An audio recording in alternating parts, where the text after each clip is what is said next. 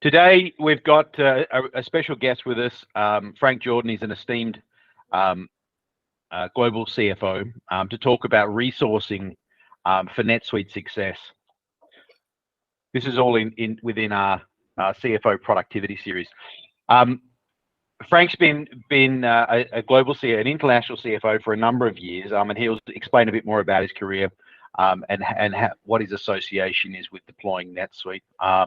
And of course, I'm the managing partner of Etter+Ramli, the client-side NetSuite practice of success. Frank, thanks for joining us. I'm just going to ask you to just explain a little bit about yourself, so that the audience has got some context about you and your experiences. Okay, thanks, Todd, for having me. Happy to contribute as best as I can. So my name is Frank Jordan. I'm CFO with the clinical research organisation based in Perth, Western Australia. It's in the field of running clinical studies, sponsors, and clinical research organisations globally. Been in this position for about 2 years now. Prior to that, I was working out of Singapore for a number of entities. Globally, I've worked in 7 different countries and lived in 7 different countries in various industries across my career. We've gone through a path of implementing NetSuite within Linear. When I first joined, it was pretty clear that the existing ERP system wasn't suitable for the needs of the organisation.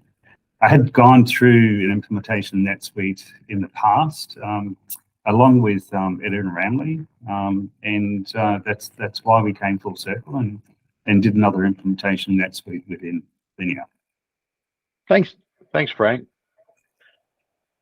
You know, we've known each other for a few years, Frank, and over the years you've always spoken about how, in a simplistic fashion, the CFO's overall objective within the organisation is to save time and to save money. I've taken that one to heart over the years, and I've reused it a lot. Anything more to colour this in rather than these very straightforward, candid approach? Absolutely. I think that people have a perception that the CFO is there only to cut costs. It's not about cutting costs. It's about how you use that cost. It's about using it efficiently and effectively. And the best way you can do that is to save time for the organisation as well. So a lot of organisations will use Google Sheets, Excel, inadequate ways of getting to data to provide pretty poor information for decision making. And the more you can streamline that process and make it easier for people to make decisions, the more cost you save, the more effective people become, and they can spend their time on value-added activities instead of spinning their wheels doing non-value-adding activities. So I think that's a critical point with the role of the CFO. Doing that will lead to revenue increase and greater profitability for the organisation, which ultimately is the financial goal of the CFO. Yeah, terrific. Let me do a quick little introduction about us. Obviously, Frank, you know this, but for the benefit of the audience, we're a managed success provider to the NetSuite community. We exist independent of the partner community, and we exist as client-side enablers of change. Fancy words, what it really means is that we provide the organisation with resources to be able to run their internal deployments at the level they need to, and our methodology is one that governs success. We're a modest organisation but growing, and we're full of highly experienced NetSuite professionals, which is sort of a euphemism for likely also CPAs and financially trained people. And we look after customers all over the world, current deployments in 36 countries. The equation that we use to describe our methodology is one of partnering the managed service framework for IT services with the customer success ethos that's become popular recently. We partner these, or we combine these things together to create managed success, mostly because When it comes to customer success, it's almost always a vendor-led objective, which of course laces success with prescribing to the vendor's designed approach. That may or may not be the best way to do it. And managed service is really about retained outcomes and a focus on doing what's needed to be done in a way that's sustainable and risk controlled and risk mitigated. So together we get a more balanced approach to what success looks like with the resourcing that's needed for it. Key to what we do, we focus on really making sure that our three key pillars are in place before we tackle the fourth, which is business partnering. And that includes triage, automate, and compliance. Triage really focuses on making sure that users know what they're doing and can do what they need to do on a day-to-day basis. Automate means that everything that can be done more efficiently is done.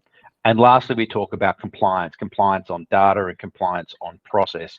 When these three things are under control, then we get to start to advance conversations within the organization about business partnering for improved productivity. Ultimately, what this all comes down to is a shared expertise that success and growth is really what we pin our hat to. Frank, let's dive into it. We've got a couple of very key questions to talk about today around resourcing for NetSuite. You've worked through 2 implementations before, and I guess you've been involved in others prior, although maybe not NetSuite. Most CFOs have the displeasure of doing one of these, and you've gone through it 2 or more times. And on the other side, there are people like me that have done this, 100 times. And that creates a bit of a balance in skills and outlook. I'm really interested in your perspective on what skills do you need and want on the team. It's a really good question. I think when you embark upon any system implementation, you shouldn't take it lightly. It can have profound impacts on you personally, on your team, on the rest of the organization. And, I have lost people when you go through an implementation and they say, well, I've been through one before, I don't want to go through one again. And that can put a drain on your finance team or your IT team. The project managers may have working on this as well. So it's really important to engage people early on. You need a well-rounded team, and it's a contribution from both sides, I guess. So when we first embarked upon the implementation of NetSuite here at Linear, we did have an implementation partner, but I did engage Etter+Ramli to help with project management along the way, which turned into long-term managed services, which is complementary to what we provide. So we have a local team, which are really providing the business insights, providing that conduit of communication between the rest of the organization at Linear and the experts, I guess, with Etter+Ramli, who can really take the insights from the business that are provided and come up with a viable solution for us. So when we run against a hurdle, we've got experts to turn to and to help navigate those hurdles and offer, solutions along the way that you just wouldn't have the ability to do with your own local team. You're dealing with an organization that's been through many implementations as a partner and understands the bottlenecks and the brick walls that you'll run into along the way. The local team that we have is really, just communicating more on a daily basis with the organization, providing that immediate training, solving those immediate issues. And although Etter+Ramli does that in some cases for us, it can be just a little bit more efficient for us to build those skills up ourselves as well. But we don't want to build up a level of expertise in the organization which is also concentrated in 1 or 2 people. That's a huge risk. And even just finding those skills in the market is a significant challenge, especially in tight labour market, which we have here in Perth. So you do need to be able to reach out to people with that ability and that knowledge in order to support you and navigate you through this process. Yeah, I mean, my personal reflection on what skills the client needs to have within their sort of area of control, and that includes externals. But in order to make it successful, it's really important to have business knowledge, right? Like, how does the business work? Who are the stakeholders? All that stuff. It's really important to have functional knowledge about the system, as in NetSuite, and obviously extra technical knowledge that can play into that as well. But that only deals on the functional side. What you've also got is a number of stakeholders that may or may not be engaged to the extent that they need to be engaged, and there needs to be some leadership type skills that really are able to bring in that knowledge and its play, and its influence on the overall project and the overall configuration, so that there's an allowance for what does the future look like, rather than just this is how I do it today. So yeah, absolutely. So and that's where we thrive with that. If you were to ask 10 people in our organisation how a particular process works, you'll probably get 10 different answers. You do need somebody who can help interpret that, and I think that's where you've been valuable for us.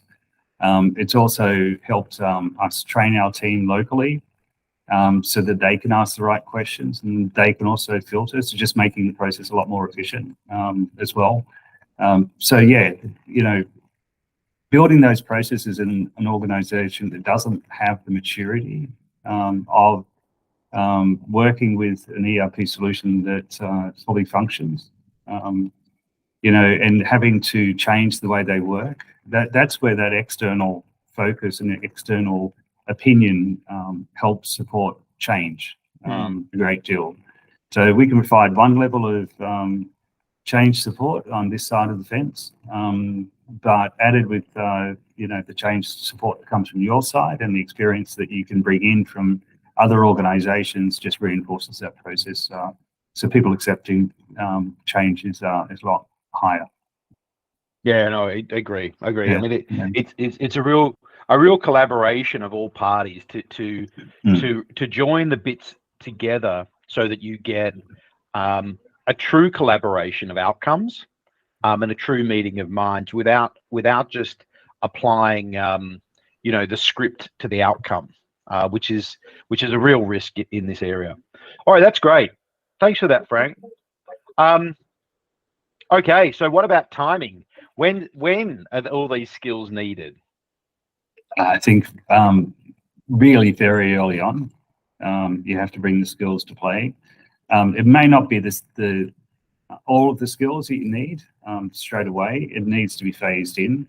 I think having good project management right at the start, having somebody who can also help you negotiate through that process with the vendors is critical. Keeping us on track with our own project management was really invaluable, because the project managers we assign to projects don't have that depth of experience and knowledge that an expert like Etter+Ramli may have. So giving us that structure to work with, setting up the governance structures as well was really critical. Bringing on board all the key stakeholders, being able to communicate and being pushed to communicate across the organisation in the right way also helped a great deal. As you go through the process and as the system starts to build out and you start asking those questions that are necessary to fill in the gaps of how we're going to configure that system and solution for the organisation, the skill levels change. Right? So, where we were 18 months ago and where we are today with our team is very different, and right. different skills of people in the team, and people who can really make it tick along and ask the right questions. Right. I mean, that's really, you've touched on a really important topic, which is that through the life cycle, the skills need changes. So Mm. before you make the purchase decision, you've got different skills to what you need during the deployment and what you need to optimize and maximize over the longer term as well. And they're all the same, but their proportions change, Mm. and the degree to which people are involved in that process. So you find you'll have people who are perhaps good implementers, so they can follow a task list and do what you tell them to do. But once that's done, you move into a different level of maturity with the system, and that revolves around just continuous improvement, right? So looking for the gaps between what the system does today to what the business really wants it to do once they've started using it, and they're starting to see the benefits of the system that they may not have expected beforehand. So you're continuously changing the way you do things, and you need people in the team who are a little bit more strategic and a little bit of understanding end-to-end processes all the way through, and how the interaction of transactions through the entire business process, not just part of it, impacts the outcome decisions for the business. So you'll find that some people just focus on their own little transaction world, and they don't care too much for what happens after that point in time. But there are ramifications, and you need people in your team who can help build that end-to-end process and understand the nuances along the way. Yeah. So that the framework that we use, it was designed by me and the team. We call it Managed Success, and the reason why it's important is that I used to sell and implement NetSuite, and in selling and implementing, I always trivialized what happened after we disengaged, and felt that it was really just well, everything's perfect, so what's the hassle? But and arguably, that's then a job for support. But what I found was that I got one of the customers that I sold the system to, they came back to me a couple of years later and said, well, Todd, you sold it to us, and so now you can help get us value out of it. And things were changing in my life, and I really liked that challenge, so I embraced it. And we took this from a couple of businesses in a couple of countries to sort of worldwide deployment. And what it opened my eyes up to, and what then became the key feeder into Managed Success, is that what we told people to do at go live and what they ended up doing once they were optimized were often quite different. And being able to transition people through that process and stabilize them and then build on their productivity, that was really something which I didn't pay too much attention to before, because candidly the vendor was encouraging me to go and sell more NetSuite. But when I stopped doing that and I started to slow down and really pay attention to what the customer lifecycle was, it just dawned on me that there's a completely different approach to it. And getting transactional is important, but getting stable and optimized is really where clients get the value. And so that's the pin on it. So I reckon the skills change over time, the priorities change, and at the beginning you need a bit more commercial, a little bit more sort of role play and keep the doors open kind of skills.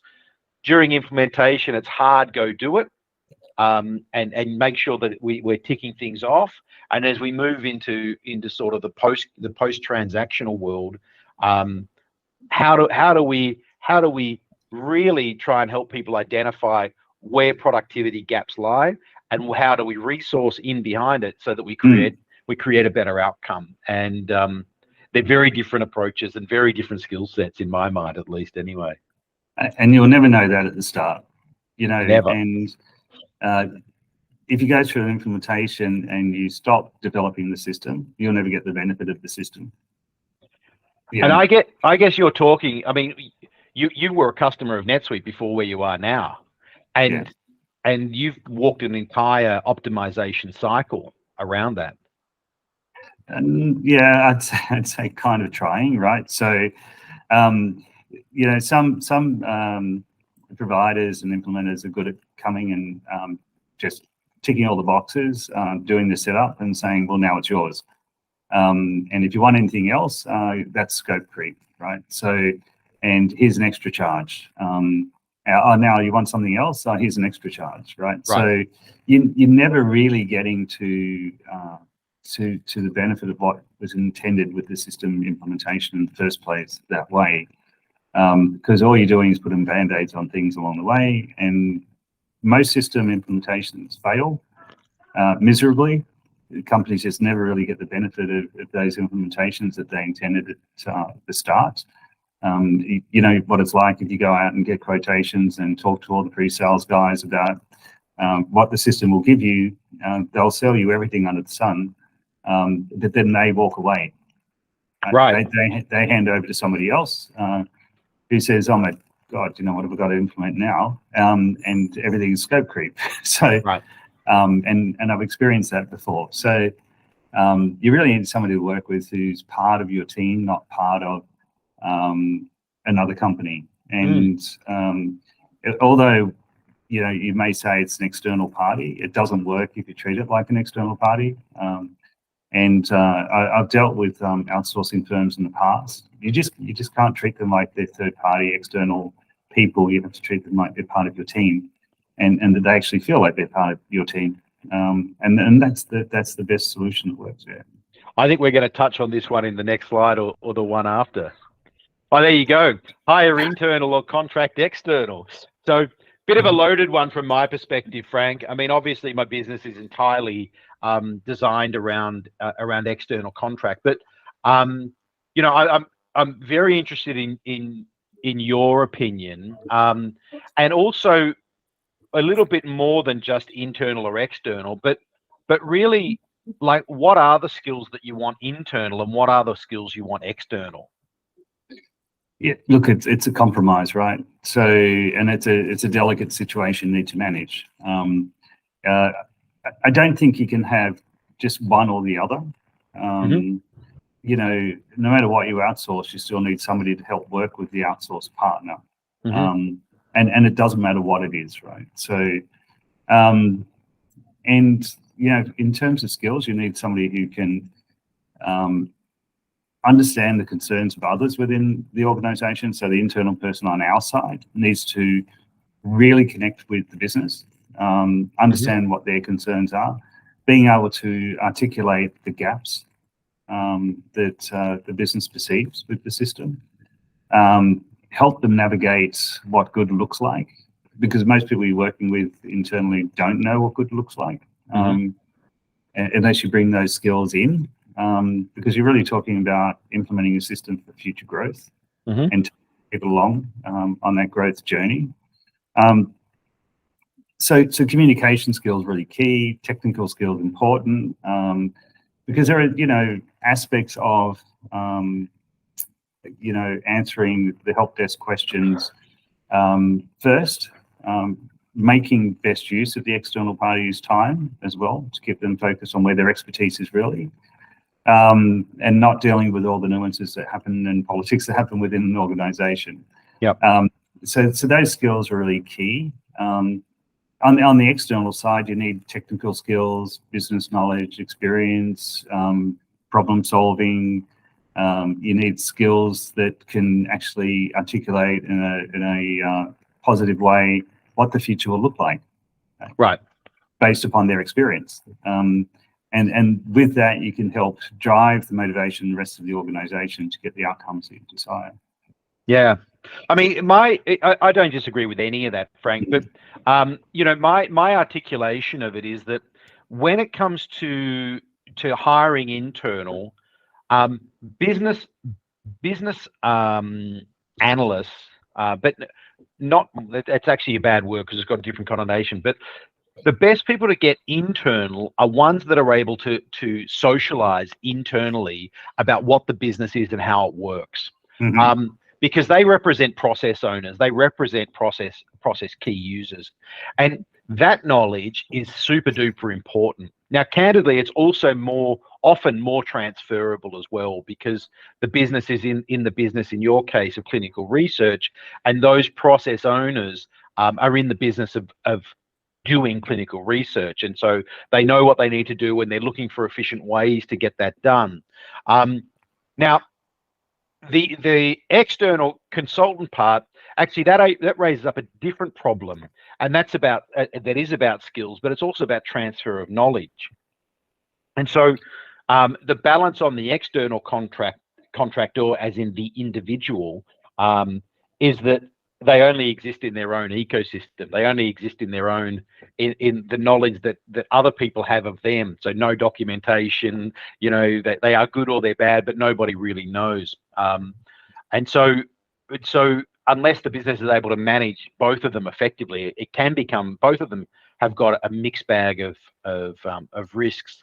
The thing that I try to do with ER is to insert an external service provider as part of an internal resourcing scheme, whereby we apply our best practice knowledge and best practice approach on the topic of managing the ERP effectively, but letting the business internally discuss, debate, understand what they want to achieve from it, but then apply our best practice to make sure it's done properly and we've got oversight on it, so that the business is never overly exposed to a transition risk or a knowledge gap risk or any of these other things, which with an investment of an enterprise-wide ERP can be pretty risky. And over the years, I've done a number of recoveries where the former admins and the former analysts sort of didn't really do their job properly, and we had to come along and fix it all up and get it all organized again. They moved on, and the people that replaced them right, the pieces, right? So I've seen that happen before as well. So our organization is full of nurses, doctors, scientists. You ask one of them to process a purchase order, it's challenging because they've never had to do it before. Right.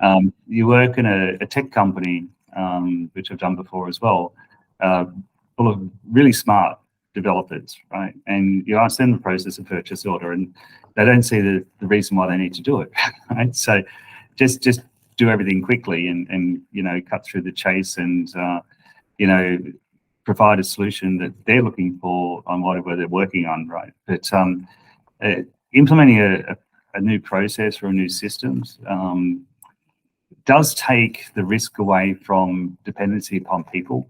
And when those people leave, you're left with a gap. So, and it takes time. It takes a lot of massaging within the organization, and a lot of, I guess, encouragement and nurturing for people that, hey, you're not the only one who's having to do this, because, this other company down the road is also doing the same thing, and they're in your same industry, and if you don't do this, then you'll be left behind. Right. So there is a sell that needs to take place from both sides. Yeah. No, I think we've covered all the major points, Frank, which is terrific. I will end by sharing a small story. I like stories. So back when I was selling NetSuite as a partner, which I'm not today, back then, whenever customers came to me with problems, I would always say, go find an admin. Now, of course, not as brash as that. And I trivialized what that really meant. And because I had other priorities. And it wasn't until they asked me to come back and fix up and do things that I really, truly realized just how bad that advice was, because there's no standard. And often internally, nobody knows how to manage the administrator effectively and hold them to a level of quality that's acceptable.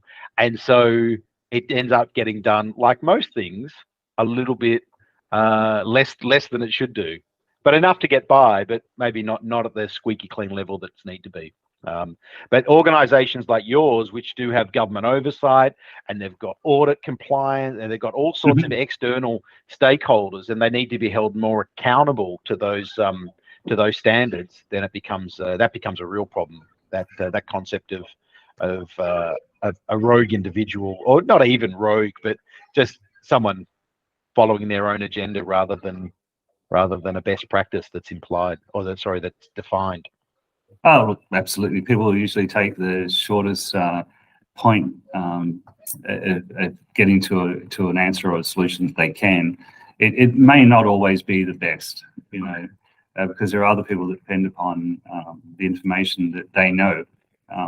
And if you have it all over the place or even contained within just the knowledge base of one person, it's a corporate risk, right? You're going to lose at some point in time. And waste resources. Yeah, no, good. Right.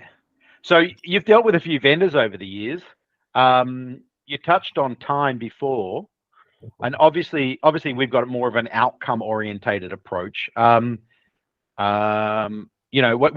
your candid expos on both approaches?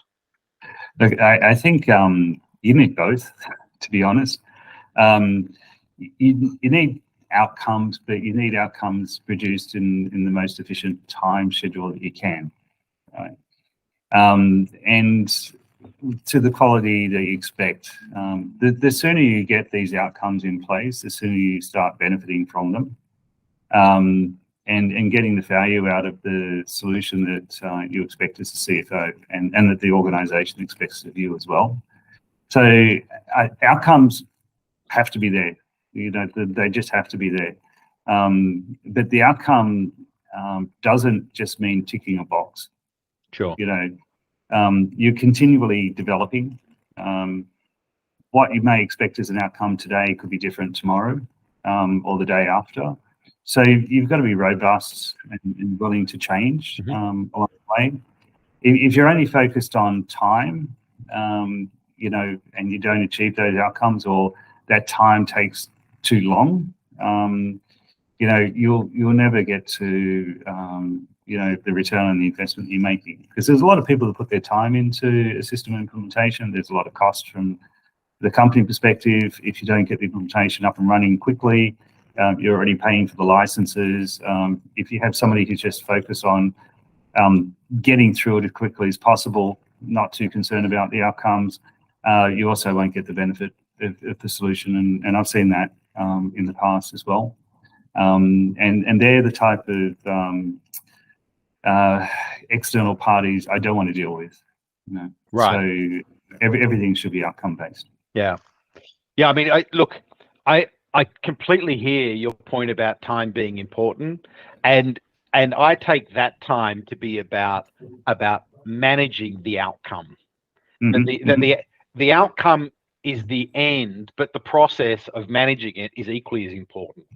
And being able to step through things in a productive way that removes risks as the objective is being achieved. There's just having the miraculous the outcome is now here without any sort of prior knowledge or prior involvement. It's a bit of a dangerous sort of approach. And so I get what that balance is for you, and I think it's a really, really valid point. Having said that, to never achieve the outcome means to never achieve the value, and to achieve the value is what it's all about as well. So personally, I sit more on the outcomes rather than the time, but the time around the management of the task is absolutely critical. Absolutely. No, I'd say that it's a partnership. So we do a good job, I believe, of managing your time. We also don't want to waste your time. We want to make sure that we see you in the direction that is most efficient for us, and we expect and we do receive that that you steer us in the right direction in terms of our time as well. That we don't waste our time and resources, because the more we waste, the longer it takes to get to those outcomes that we want in the first place. Yeah. No, agree completely, and thank you for the kind words. Okay, I think this is our last one. Well, how do you balance risk with a reward in the topic of resourcing your NetSuite deployment? Yeah, that's an everyday event. Is balancing risk, and we all try to be risk averse. Okay, at the end of the day, put in place mitigations for risk along the way, understanding what the risk could be, being able to mitigate those risks so that if they do eventuate, we deal with them in the best possible way. And that's really then where the reward comes in. So if you minimize risks, you're going to get the reward, right? So, but you can't forget them. You know, you can't just brush them aside and not acknowledge what they could be. And that's really critical of the team and the partnership as well. That you know, we understand what that is and do something about it. So, and then the reward will come. Yeah. Also tied to outcomes, right? So. Yeah, I mean, so it is sort of in a simplistic way. The reward for me is, when I look objectively on this, the reward is productivity gains, it's accuracy in reporting, it's efficient metrics. These are the rewards, and the risks that go into it are things like knowledge transfer, or knowledge or stakeholder dependencies, a transfer of knowledge, these areas where they're more tied to individuals contributing but not releasing, and that risk is where it is within the world of NetSuite. A lot of the technical stuff is transferred to the vendor. They have to run the service, right? But how the service is run is largely a client problem, and making sure that knowledge on how it's run is the major risk from that perspective. Because if the documentation's not right, if we haven't got the stakeholders all aligned, if we don't have good opinion about what's happening in the business, if we haven't coached people properly, then all of these risks line up as being more or less damaging to ever achieving the reward. And so the balance for me between those, candidly, is a really education first. It's a leading with education and knowledge transfer into the stakeholders, so that they can empathize with what's being done and how it's being done, to ultimately then bring them into the solution to achieve the reward. Yeah, that was a lot. So yeah, it's about the buy-in at the end of the day with the teams, right? You can't just tell somebody what they need to do on the system and expect it will be done to the quality that you expect. And you know, we're going through a process at the moment, which is a really hard exercise in a way, but delving into every aspect of NetSuite where we are today. And it's about the right time to do a detailed quality review. And that's to make sure that the expectations of the data we have going in the system are of that quality that we kind of expected, right? And this entails engaging all of the teams who work with the system to really, you know, understand what that means. You know, if somebody wants a field in NetSuite, it should have a purpose. If somebody's not using a field, we should take it away. We don't want redundant data in the system. So, you know, if not everything is complete, then there's a reason for that. So trying to streamline things, again, continuously. And if you have redundant data in the system, it's a risk, right? If you have the system not being used the way that you'd intended, it's also a risk, because people will lose interest. They won't have the buy-in. They won't see the benefit. So, you know, you're continually working on this. Yeah. And that risk of not having buy-in means that they don't tell anybody, but they start using things out of system. They take the report out and they do their pivot table out of the system. They start moving out without telling anybody what's happening. And that's a real problem as well. And that's also one of the areas that we start with as well. It's like, what do you have in a Google sheet, you know, or an Excel sheet? Now let's work to get rid of it. Yeah. And let's have it as an output from the system, rather than you taking disparate bits of information and trying to piece it together so that it makes sense to who's using it for a short period of time. So really helping the organization to focus on what data means and what information means as well. Yeah, no, I agree completely. So this is one for us, Frank. Short things, but more or less, when you opened up about the role of the CFO, or we elaborated on it around saving time and money, that's all about productivity. It's all about increasing productivity, whether that is lowering our unit cost or increasing our output. Candidly, the approach that we take is one that's deeply focused on lowering costs, lowering risks, and improving overall quality, with a key emphasis on productivity. So. Yeah, and I agree. Productivity can have a bad connotation for some people, right? And I think that's one way to describe it, because that's the outcome you want to get. But it's all about the effectiveness of what you do, and working to be effective, and the effectiveness comes through efficiency and productivity. And right. I think that that these are inputs into where you want to be at the end of the day. Yeah, that's a great point. It's a super point. Frank, I've really enjoyed chatting with you. You've got so much knowledge in this area, and I'm sure that the audience has taken some nuggets away with them. Obviously, if you want to get in touch with us, we'd be more than happy to talk through whichever stage you're at with your NetSuite buying cycle and what you're looking to achieve and whatnot. Please feel free to reach out.